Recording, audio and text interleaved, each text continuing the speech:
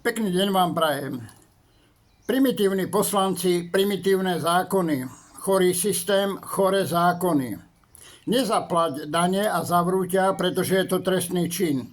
Rozkradni tieto dane a nič sa nikomu nestane, všetko pôjde do stratená, zamietať sa bude pod koberec a v prípade, že sa to už zamiesť nedá, tak budú naozaj smiešné tresty, tak ako to bolo v prípade Kisku, ktorému hrozilo za daňové podvody 7 až 12 rokov, dostal podmienku. Tu sa pýtam, na čo potom máme nejaké zákony, paragrafy, že je od do, keď sa úplne všetko zmení a urobia si sudcovia po svojom, kde je tu naozaj svojvôľa.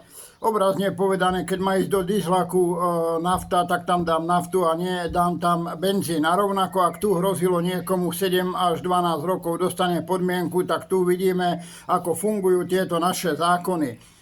Nechápem tomu, keď aj teraz pána Liptáka, ten, ktorý bojoval za nás, najprv ho súd, okresný súd oslobodil, krajský súd to všetko zrušil.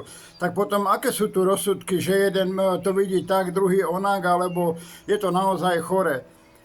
Je chore aj to, že tento pán Lipták za nás bojoval, ale národ sa nevie postaviť za jedného človeka. To je niečo podobné, ako keď jedna matka vychová 10 detí, ale 10 detí nevie zaopatriť jednu matku. To je veľmi smutné, v akom chorom sebeckom systéme žijeme.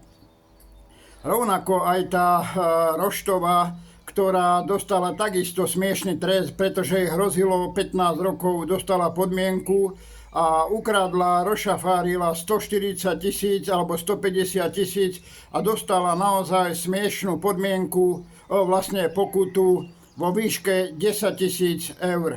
To ja tomu hovorím, viete, ako milí spoluobčania, je to legalizácia príjmov z trestnej činnosti. Pretože to je niečo podobné, ako keby som ja teraz prepadol banku, kde mi bude hroziť so zbraňou, kde mi bude hroziť 7 až 12 rokov. No ale potom po známostiach sa mi to urobí tak, ako urobí a ja dostanem podmienku a zaplatiť, ja neviem, 15 000 pokutu. To, že som v banke ukradol 20 000, tak rovno vyberem tú hrču 200 000 a na súde im vyplatím 15 000 a ostatné si môžem nechať. To je naozaj choré. Preto je tu taká zločinnosť, ako tu je, pretože keď napríklad či už Kiska alebo Roštová dostali tie tresty, u mňa je trest, keby ako aj dajme tomu tiež Polka, ten bývalý sudca v Žiline, mal údajne tam asi zobrať alebo dostať nejaké úplatky v hodnote 500 000 a nakoniec dostal pokutu 100 000. Keby títo dostali, napríklad Roštová zobrala 150 000, tak 150 000 musíš vrátiť a 150 000 pokuta. Vtedy by to bol naozaj trest, ale ja tomu hovorím legalizácia príjmov z trestnej činnosti, pretože ona tých 140 000, lebo ak zobrala 150, 10 000 pokuta, 140 000 si už môže teraz legálne akože používať. Aj keď to nebude mať na seba, tak ako to väčšinou robia už dneska títo politici, že oni kradnú a prepisujú všetko na svoje manželky a na svoje deti, tak potom vidíme, akých máme primitívnych a zločineckých poslancov, pretože v právnom a demokratickom štáte by sa niečo takéto nemohlo stať. Ďalšia z vecí, pýtam sa teba, Andrej Danko, ten náraz do stĺpa, do semaforu ti naozaj zrejme spôsobil nejakú ťažkú újmu, lebo to, čo teraz robíš, je to choré. Robil si aj predtým nejaké tie primitívnosti, ale ono sa hovorí, kto nič nerobí, nič nepokazí. Stane sa, človek urobí chyby, ale ty ich robíš naozaj stále. Ak si nedáš hodnosť kapitána, potom boskávaš výložky a namiesto toho, aby si sa poučil, tak vidíme moc dobre, ako si sa zachoval pri tom náraze do semafora, že si zmizol ako sopľavý chlapec, pretože chlap sa postaví k tomu naozaj chlapsky a ak si nemal niečo v sebe, nemal si sa absolútne ničoho báť. Na tvojom mieste by si mal automaticky zavolať policajtov, ktorí by ti ťa podrobili dýchovej skúške. Ak by bolo všetko v súlade so zákonom, nemal si sa čoho báť. Dostal by si, dajme tomu, pokutu alebo nejaké tie sankcie a život by šiel ďalej. Ale tým, že si zmizol, si asi zrejme vedel, prečo si zmizol a u mňa si z tohto dôvodu naozaj nevoliteľný, pretože ja hovorím, človek, každý urobíme chyby, ale niekto by sa mal aj na tých chybách poučiť. potom tvojom prideľovaní si kapitána a tých boskávaní tých vložiek a tak ďalej, to je niečo hrozné, čo robíš. A teraz ono sa hovorí, keď je bláznovi dobre alebo somárovi dobre, ide sa náľad korčulovať. No už aj vy sa tam máte asi moc dobre, ani sa nečudujem, keď máte obrovské platy, kadejaké výhody, ktoré ste si schválili sami. A potom Andrejko už ide zasa chore primitívne návrhy dávať, aby sobášiť mohli prezident, predseda, parlamentu, ministri a tak ďalej. Veď to je chore. Naozaj chore. Teraz si zoberte, milí spoluobčania, že budete sa ženiť nejaký chlap, alebo bude svadba a zavolám Pele, hýbaj ma sobášiť, alebo nejaký minister hospodárstva tam príde v gumákoch a bude ma sobášiť. Je to chore. Ja hovorím, ženiť sa, zaplať za svadbu, rozvázať sa, zaplať. Pomaly dneska budú chcieť, aj keď si človek bude chcieť vydrnkať, aby zaplatil, za všetko platiť. A Andrej, ty po ničom inom netúžiš, len po moci. Ak si nechcel byť prezident, chceš byť predseda parlamentu, predseda SNS a jednoducho na všetkých frontoch chceš len ryžovať, čo podľa mňa je naozaj chore. Ja hovorím, tu by sa mali urobiť zákony, milí spoluobčania, to také, ak je raz niekto predseda parlamentu, alebo ja neviem, je poslanec, tak nemôže byť poslancom dať na župe, alebo ako KDH Majerský chce byť tam župan v Prešovskom kraji, ale zároveň bude chcieť byť aj predseda KDH a rovnako bude chcieť byť aj poslancom v Národnej rade. Tak sa pýtam, kde bude funkciu vykonávať na 100%. To len ďalší dôkaz toho, že týmto chrapúňom nejde o ľudí, ale len ľudí zdierať. Rovnako, milí spoluobčania, treba si uvedomiť jedno. Títo nás zapredávajú, lebo pre mňa je nepochopiteľné, aby tu zahraničné firmy prosperovali a naše išli dolu vodou. A jednoducho, potom keď cez tieto rôzne banky, obchodné reťazce odchádzajú peniaze na západ, tak oni tam majú potom dobre a keď v štátnej kasi nie je peniazy, tak urobia to, že vám budú zvyšovať dane, poplatky a tak ďalej. Je to naozaj chore, čo sa tu robí. Ďalej sa po niektorí títo liberáli sťažujú na to, že ministerstvo obrany alebo že im nechce povoliť alebo dať peniažky na tú pohodu. Ja hovorím, prečo by sme mali zo spoločných daní financovať nejaké takéto pohody alebo niečo podobné. I to nie je pohoda, kde by sa mladí ľudia mali zabaviť, zatancovať, spoznávať sa a tak ďalej, ale je to brlok liberálnej čvargy, ktorá sa tam stretáva a potom to je festival politickej piesne, pretože väčšinou tam chodia liberálni politici, tak ako po iné roky tam chodila Čaputová a iní progresívci, kde vymývali mladým mozgy.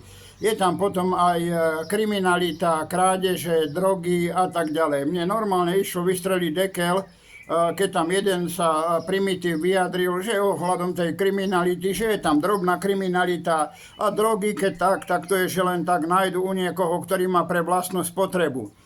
No už počúvaj ma, ty idiot, ty primitív, prepáč, že ti takto sa vyjadrujem, ale nedá mi, lebo to, čo rozpráva, že má niekto drogy pre vlastnú spotrebu, tak naozaj to je chore. To potom môžeme rovno potom dať aj deťom do materskej škôlky pol litra slivovice a povedať, že to majú pre vlastnú spotrebu, aj keď im to bude škodiť.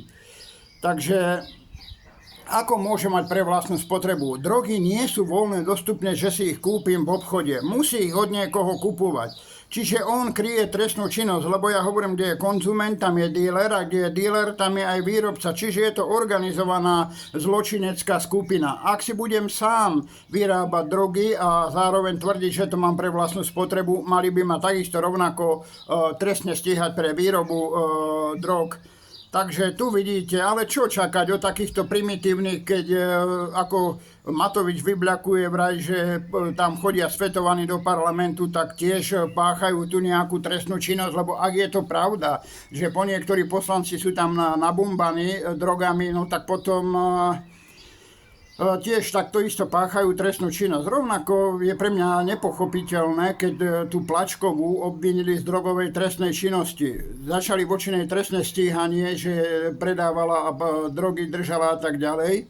voči vlastne obvineniu podala sťažnosť, ktorú zamietli, lebo že je zákonné a dôvodné. Čiže bolo zákonné, dôvodné trestné stíhanie a čuduj sa svete, čarovným prútikom šibnutie už nie je obvinená. Zrušili jej podľa paragrafu tam 363 to obvinenie, pretože zrejme sa báli, že keby mala absťak alebo jej by hrozil vysoký trest, že by sa rozospievala a povedala, komu nosila, pre koho robila a tak ďalej. Tak vidíte, aký je tu právny a demokratický štát, kde sa kryje zločinnosť.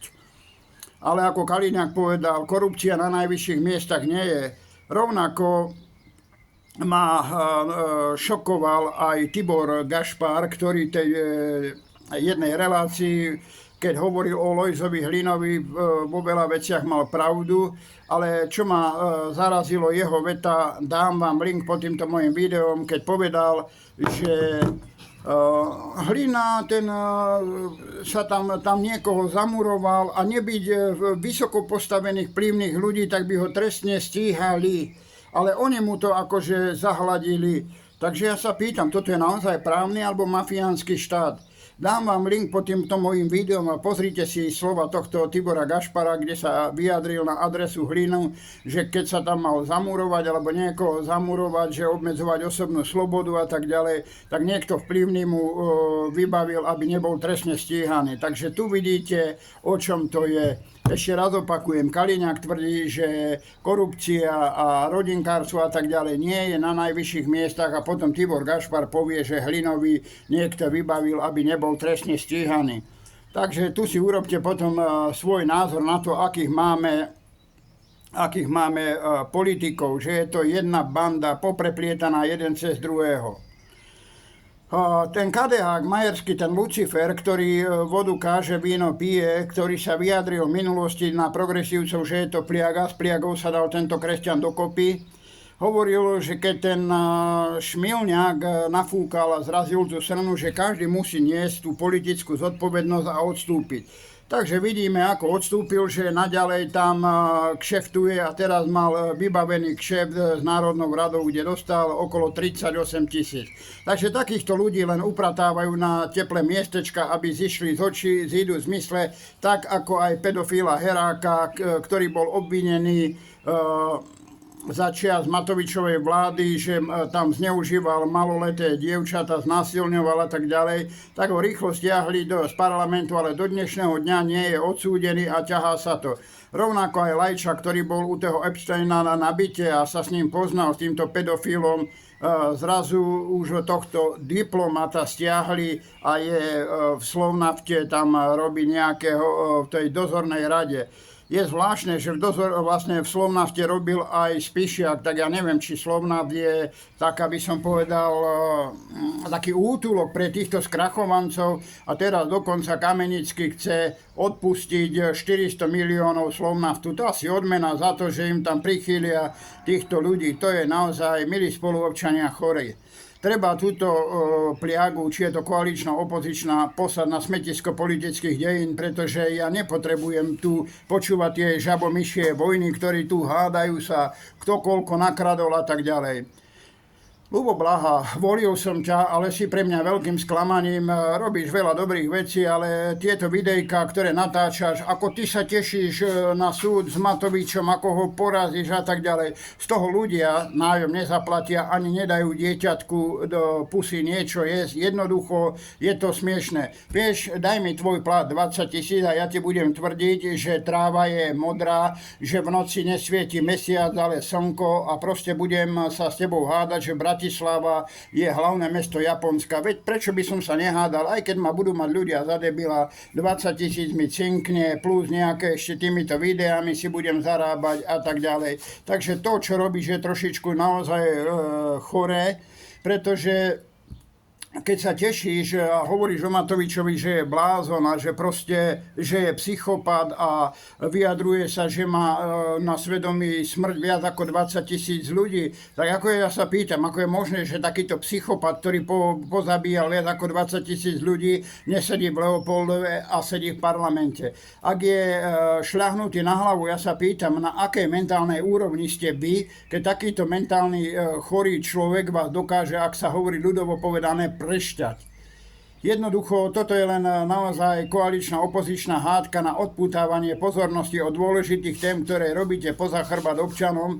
A to, že ty vyhrá súd s nejakým Matovičom, to ešte raz opakujem, z toho ľudia nezaplatia dane a tak ďalej, nedajú deťom jesť, nezarobia, pretože ty si platený z našich daní a ja nepotrebujem, aby sme mali takýchto po niektorých primitívnych ľudí, pretože tam ti bude hovoriť, že si mydlil barána, ty sa bude súdiť a plati ide. Ty nerobíš nič pre ľudí, ty si na súdnom pojednávaní a plati ide. Toto vás máme platiť, to je naozaj choré.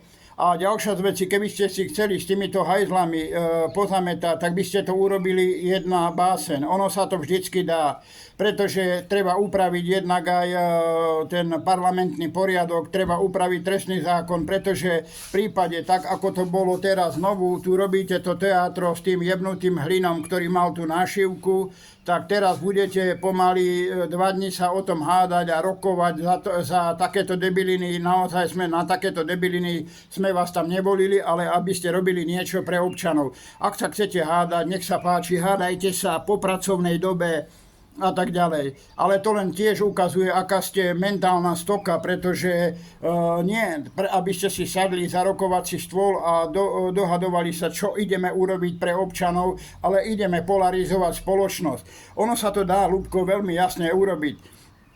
Prvé napomenutie bude normálne pre Hlinu nenos takéto nášivky. Druhé napomenutie, 50% na 3 mesiace z platu dolu. Tretie napomenutie, automaticky strata poslaneckého mandátu a musí sa vzdať mandátu a odísť. To je naozaj chore, čo sa tu robí, pretože, vieš, ešte raz ti opakujem, urobte so mňa poslanca a ja vám tam budem také vietry robiť, tak budem blúzniť, že to až nebude normálne, že aj tých 850 psychiatrov povie, že som total blázon, pretože budem tvrdiť, že na jabloni rastú jahody, že ja neviem, hociakú debilinu trestnem, aby sa ľudia len zabávali. Ale to, ja hovorím, to je tiež choré aj od národa, že ľudia takéto primitívne žabomyšie hádky jednoducho žerú a toto potom politikom vyhovuje.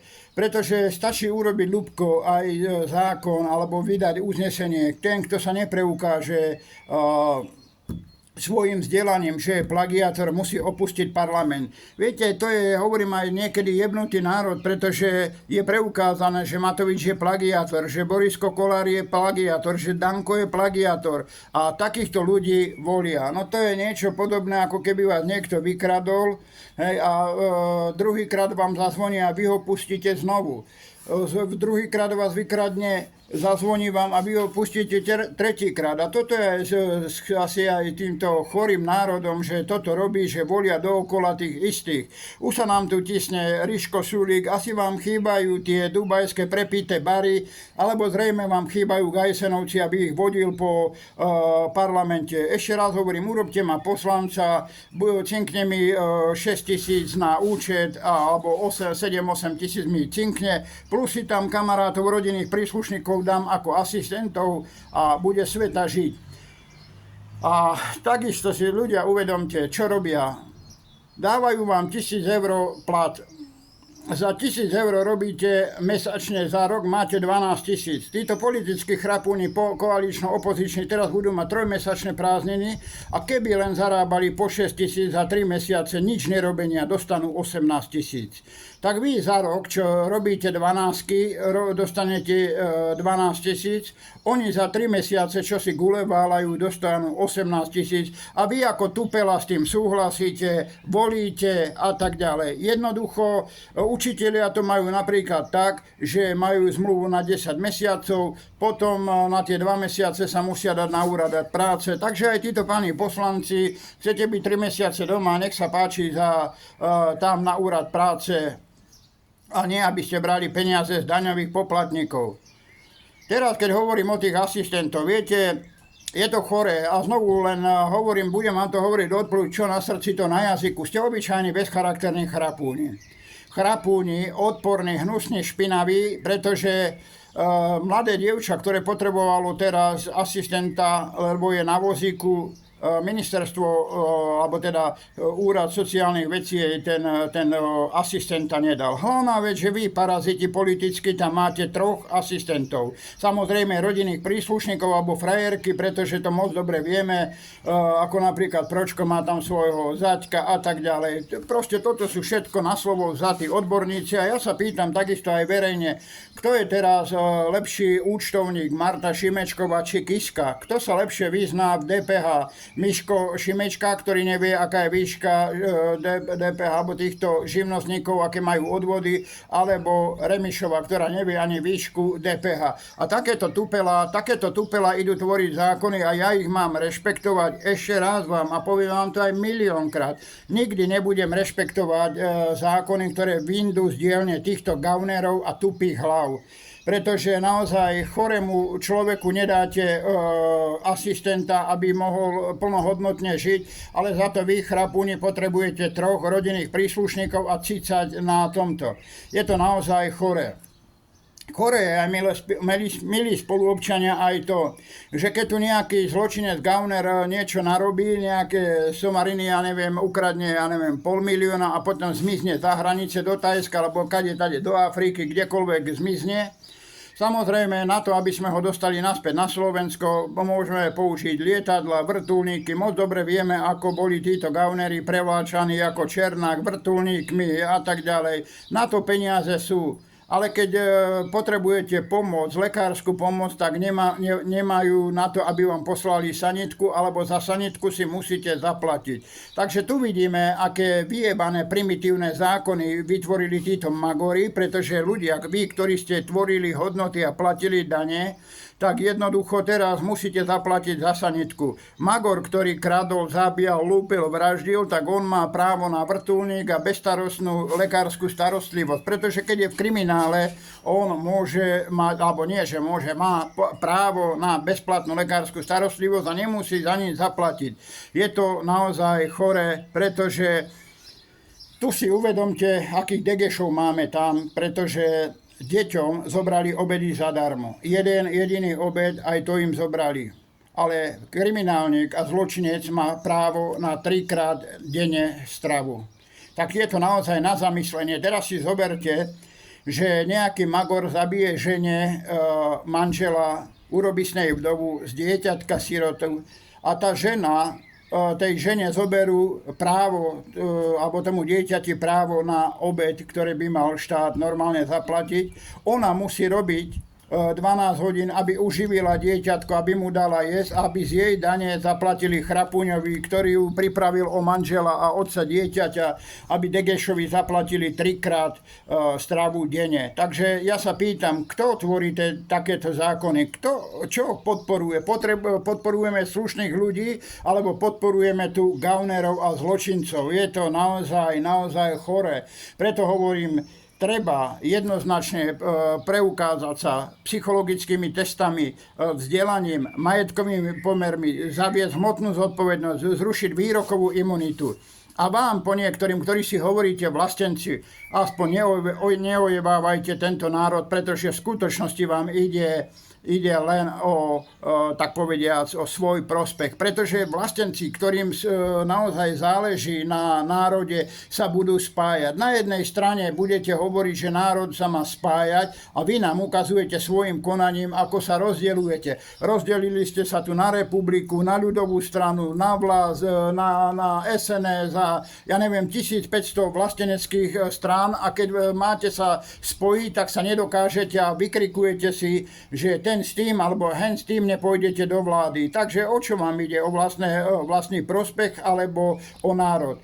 Preto ja vás vyzývam, milí spoluobčania, netreba voliť týchto ľudí. Netreba dookola voliť týchto, čo tu už za 35 rokov tejto pseudodemokracie naozaj len rabovali a ničili slovenský národ, zapredali všetky naše štátne podniky, rozpredali. Tak ako je možné, že Dzurinda rozpredá podniky po cenu, štát prišiel o obrovské milióny, miliardy a nič sa mu nestalo. On sa smeje, on si veselo chodí.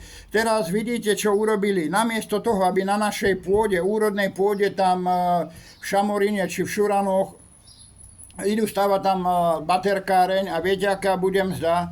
1050 eur v hrubom. Takže toto sú tí gaunery, ktorí jednoducho robia všetko proti občanom, lebo to je chore. Oni si dajú 10 000-ové platy, dajú si pre svojich rodinných príslušníkov, tí asistenti majú pomaly 3 000, 2,5, 3 000 a vy budete robiť práve na ich gágory za 1050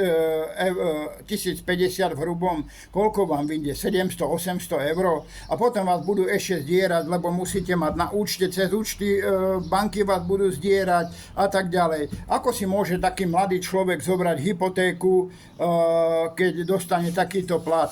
A to, čo povedal, to je pod týmto môjim videom, je ten jebnutý Borisko Kolár, keď tiež hovoril o tých nájomných bytoch, že budete platiť 200 eur. A nakoniec tam povedal tú jeho dementnú vetu, že v prípade, že ak sa niečo stane, že nebudete môcť platiť, štát odkúpi tento byt a budete bývať naďalej vo svojom. Ako môžem bývať vo svojom, keď to odkúpil štát? Je to štátny. Znovu začína obdobie sľubov a ja hovorím, ak si budete voliť dookola toto, čo tu je, tak jednoducho potom neplačkajte, že tu je, pretože je to jedna koaličná opozičná banda. Oni jeden o druhom vedia a tieto teátra, ktoré tu robia, je to len na odpútávanie pozornosti a také tie žabomyšie vojny. Milí spoluobčania, je to niečo na ilustráciu podobné, ako keby ste si zavolali partičku, ja neviem, murárov, že vám majú stavať dom a oni budú celý deň pri pivku si sedieť a hrať karty. Nepostavia vám nič, ale musíte ich zaplatiť, pretože trávili čas tu na vašom dvore. Tak ja teda sa pýtam sa vás, že či ste spokojní aj s takouto politikou, že oni si tam budú, namiesto toho, aby rokovali a robili niečo pre občanov, tak oni ako poslední primitívi si budú vykrikovať, že mydlil barána, kto koľko nakradol, kto s kým ide a tak ďalej. Proste je to naozaj chore. Takže lúčim sa s vami, prajem vám krásny deň, idem si dať takéto píbečko, ale nie, ja vôbec nepijem, to je takýto len pohár, ako pivko vyzerá, tak to, ale absolútne tu nie je nič, dávam si malinovku. A ešte na záver môjho videa vás chcem poprosiť, vy, ktorí môžete a máte možnosť, pestujte si, chovajte si či sliepočky, kozičky, kravičky, aby sme boli naozaj samostatní, pretože to, čo som povedal pred chvíľou, namiesto toho, aby na tej úrodnej pôde postavili družstva, kde budeme mať potraviny, kde budeme potravinovo sebestační, kde ľudia budú mať prácu, kde dane pôjdu do štátnej kasy, nie, oni tam idú stavať baterkáreň. Rovnako sa pýtam týchto sociálnych aj demokratov, aj liberálov a tak ďalej. Prečo ste neodkúpili zasa, keď boli VŽK alebo to US Steel na predaj, prečo ste neodkúpili, aby peniažky išli do štátnej kasy, aby sme tu mali veľa peňazí, aby sme tu mohli dávať dôchodcom. Teraz som sa rozprával s jednou pani, mi povedala, že má 480 eur dôchodok. Tak čo vy na to, nenažranci, vy špiny vyjebané, skurvené, ja už nemám na vás nervy, ja som povedal, nebudem vás rešpektovať, ja už som v takom stave, že ja si doberiem, ak by k niečomu došlo, aj spravodlivosť do vlastných rúk. Pretože ak sme v právnom a demokratickom štáte, ak sme sociálny štát, tak tí ľudia by to mali pocítiť, ale pociťujeme len znižovanie platov, zvyšovanie nákladov, jednoducho ste jedna čvarga, pretože aj Černák, keď potreboval získať nejaké pozemky, peniaze, tak ľudí vydieral, ale vy ste si to dneska urobili prostredníctvom zákonov. Nezaplatíš dane, zobereme ti dom a tak ďalej. Černák to robil tým, že napríklad keď chcel nejakú nehnuteľnosť, tak priložil pištol k hlave, nedáš, odkragloval, donútil človeka predpísať a vy to robíte dneska formou zákonov, že jednoducho je to neúnosné, pretože ja sa pýtam, ako má táto dôchodkyňa žiť, ktorá má 480 eur. To zaplatí nájom, nemá na lieky, nemá na nič, takže toto ste vy, sociálny štát, ste hanbou a je už len na vás, milí spoluobčania, či sa dáte na sladké reči týchto chrapúňov, pretože aj ja dokážem prísť a dám si prilbičku na hlavu, poklepkám kladívkom, otvoril som stavbu nemocnice, stavajte, robte, ja si budem robiť kšeftíky a tak ďalej, bude tam dovážať moja firma, ktorú bude mať na bieleho konia, pretože ja ako minister poslanec to nemôžem mať oficiálne, tak si tam dám bieleho konia, ktorý bude dovážať betón a iný stavebný materiál. No a potom na konci sa zasa pochválim, ako sme to úspešne zvládli. Samozrejme, zvládli to ľudia, ktorí tam pracovali a robili za minimálnu mzdu. Je to naozaj chore. Dnes je pondelok, mám ešte trošku voľna, podal som ďalšie podnety, sťažnosti a tak ďalej. Idem teraz znovu písať aj trestné oznámenia na Magorov a ja som povedal, chceli ste vojnu, budete ju mať. Ešte raz opakujem, nemám žiadne politické tričko, nemám sebou žiadne hrubokrké tupela, ale mám srdiečko, ktoré sa nebojí a pôjdem po vás, po gavnerov. Pôjdem po vás, pretože to, čo robíte, naozaj je už chore.